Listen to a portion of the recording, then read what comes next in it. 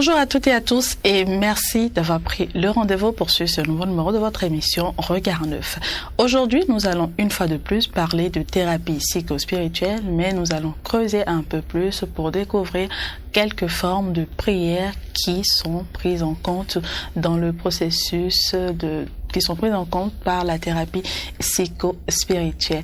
Mais avant, il nous faut des éclaircissements à la lumière de la foi et ce sera avec le Père Jean-Baptiste Topé juste après le générique.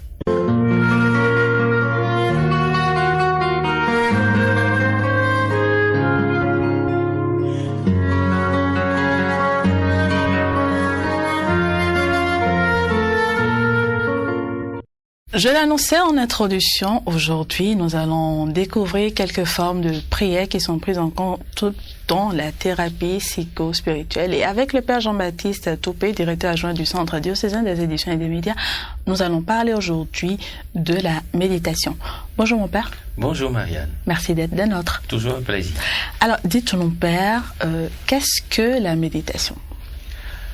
La méditation du latin meditatio, c'est l'action de réfléchir, de penser, d'intégrer en soi une parole de Dieu et de la laisser prendre forme et vie en nous. Autrement dit, la méditation, c'est prendre le temps de réfléchir sur un verset ou plusieurs versets de la Bible pour tirer un fruit de ce que Dieu nous dit et tellement mettre cela en pratique que le bien-être que Dieu vise en nous donnant cette parole devienne une vraie réalité dans notre quotidien. D'accord. Et de façon concrète, comment est-ce que cela se passe? Est-ce que je prends juste ma Bible, je l'ouvre, je choisis un verset et je décide de réfléchir par rapport à ça, ou est-ce qu'il faut que j'entre dans le temps de prière d'abord? L'on peut se servir de la parole de Dieu proposée chaque jour dans la liturgie. D'accord. Comme on peut prendre sa Bible et choisir de façon continue un livre ou n'importe quel livre, n'importe quel passage. D'accord. Et lire une fois, deux fois s'il le faut, penser la parole qui est donnée dedans et la comparer à notre vie. Donc, les pans, selon notre réflexion, on peut l'approcher de la situation qu'on vit présentement ou d'une situation passée ou sur un fait, un élément, en tirer les conclusions. C'est surtout ça. Et partir de cette conclusion que l'on tire avec la parole de Dieu pour commencer, je pourrais dire, un cheminement nouveau ou compléter un cheminement qu'on avait déjà entamé. Merci beaucoup mon Père pour ces explications. Merci Marianne. Nous irons en profondeur pour mieux comprendre notre sujet du jour avec notre invité.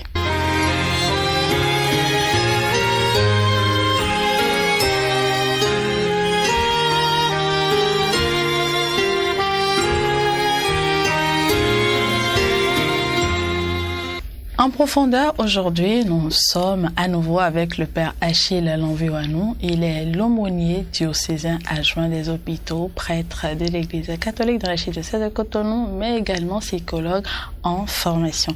Bonjour mon Père. Bonjour Marianne. Merci d'être à nouveau avec nous. C'est un grand plaisir. Alors mon Père, nous avons eu à parler de thérapie psychospirituelle avec le Père Jean-Baptiste.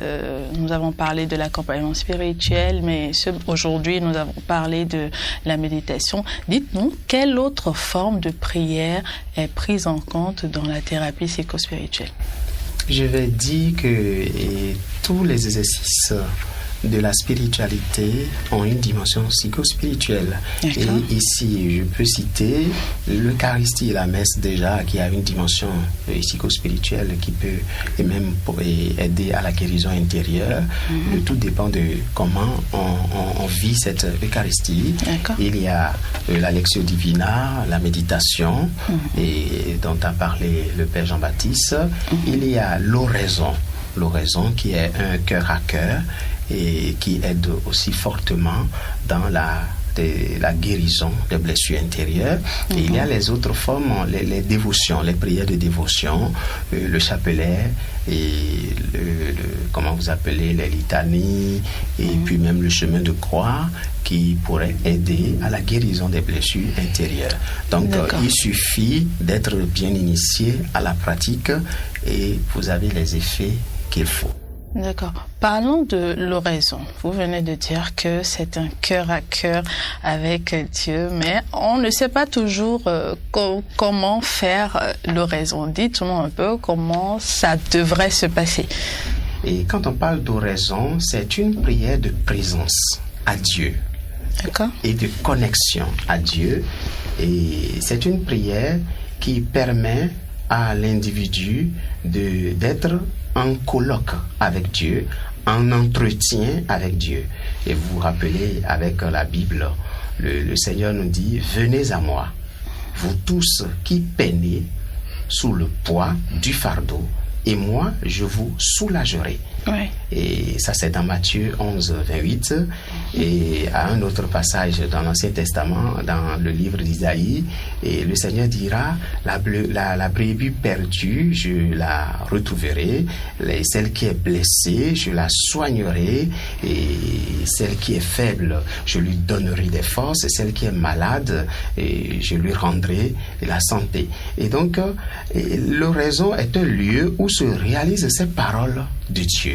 Et alors, quand vous prenez l'oraison, la première étape de l'oraison, c'est d'abord la décision d'aller rencontrer Dieu.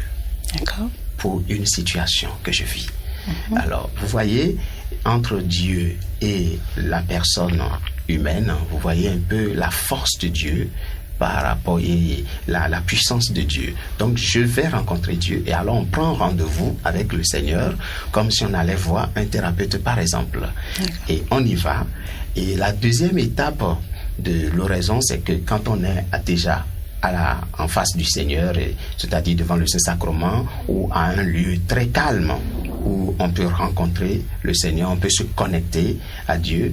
Alors, quand on est à ce niveau, l'étape, c'est la réalisation de la présence et l'entrée dans la présence.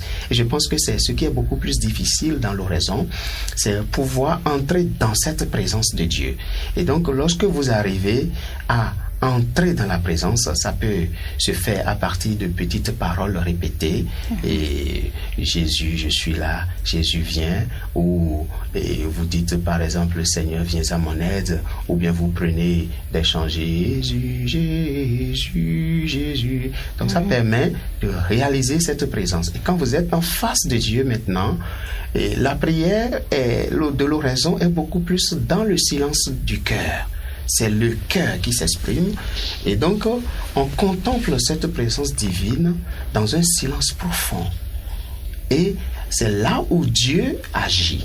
C'est là où Dieu agit dans la vie de l'individu. C'est là où Dieu opère. Et donc, ça peut prendre 15 minutes, ça peut prendre 20 minutes.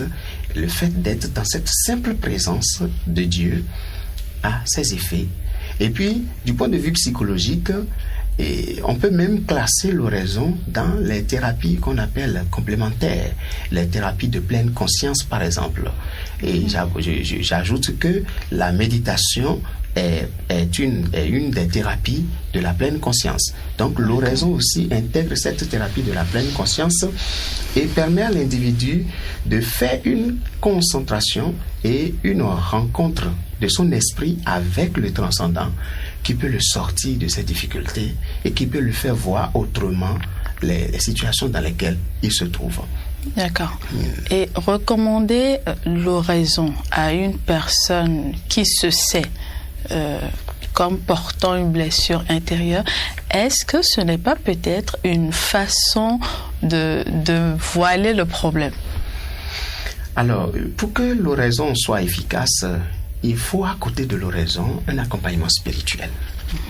Voyez, et c'est là où, avec l'accompagnateur, il y a une relecture de l'oraison qui permet de savoir quels sont les délits peut-être qui peuvent naître. Et donc, l'efficacité de l'oraison dépend aussi de l'accompagnement spirituel. Alors, lorsque c'est réuni, il faut reconnaître qu'aujourd'hui, et des études ont montré de façon palpable que la prière a un effet concret et psychologique sur l'individu. Donc, ce n'est pas qu'on voile, mais il faut faire attention. Parfois, la spiritualité peut faire développer des dysfonctionnements psychologiques comme les délires, par exemple, des hallucinations, par exemple. Oui. La spiritualité peut parfois alimenter des dysfonctionnements psychologiques, donc conduit des gens à des délits et à des hallucinations.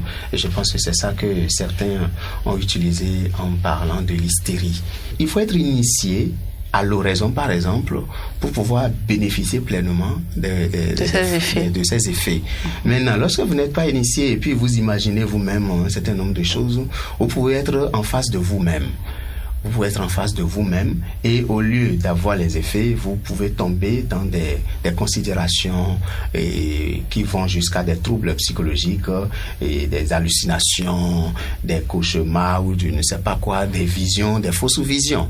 Donc, il faut être initié et il faut des personnes averties pour vous introduire dans l'oraison pour que ça puisse vous apporter le bénéfice. D'accord. Merci beaucoup, mon père, pour ces explications. Nous allons passer à la liaison.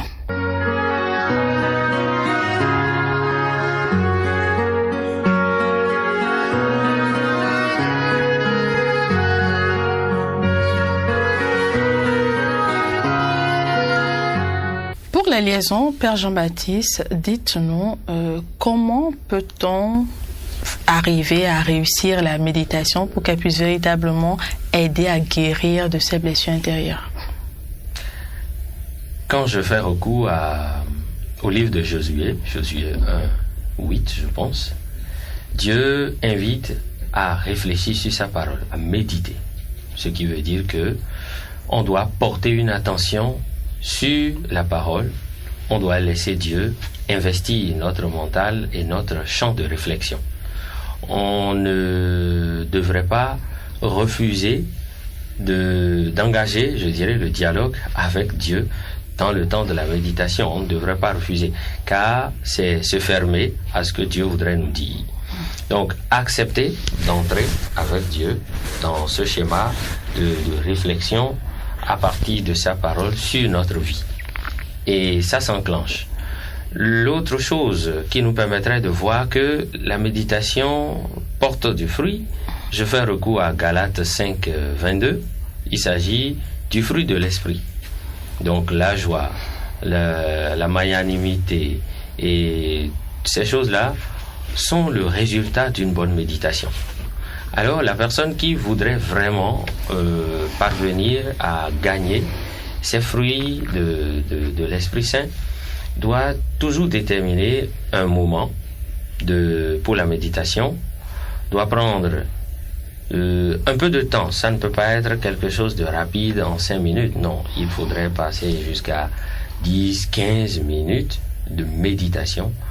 Il est nécessaire aussi, pour que ce soit une bonne méditation, il est nécessaire d'avoir du calme autour de soi et de finir nécessairement ce temps de réflexion par une conclusion. Donc il doit avoir quelque chose que l'on tire et avec laquelle on prie maintenant sur le moment ou tout au long de la journée pour que le résultat de la réflexion, de la méditation avec Dieu puisse intégrer la vie de la personne. Voilà ce que je peux dire. D'accord. Merci beaucoup, mon père. Alors, Père Achille Lanvieux-Anou, avec vous, nous avons parlé de l'oraison. Dites-nous comment réussir à faire une bonne oraison afin de bénéficier des effets positifs pour guérir de ces blessures intérieures. Pour réussir à bénéficier des effets de l'oraison et en profiter dans la guérison des blessures intérieures, la première chose, c'est d'abord la foi, l'assurance de que cette présence avec Dieu est vraiment porteuse d'épanouissement. Et effectivement, l'oraison, c'est comme une respiration de l'être. Quand vous êtes avec Dieu, il y a beaucoup de choses qui se passent. Donc, cette foi est fondamentale.